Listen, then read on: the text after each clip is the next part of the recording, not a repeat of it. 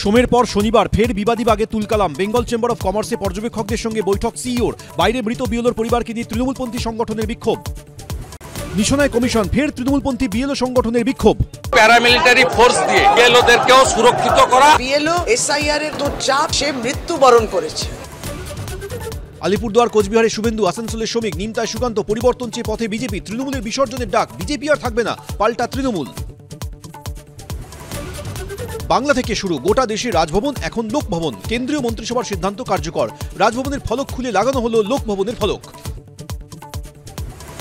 সোনারপুরে শাসক কোন্দল, পঞ্চায়েত অফিসে তৃণমূলের প্রধান উপপ্রধানকে ঘিরে বিক্ষোভ। তৃণমূলেরই পঞ্চায়েত সদস্যের বিরুদ্ধে হেনস্থার অভিযোগ।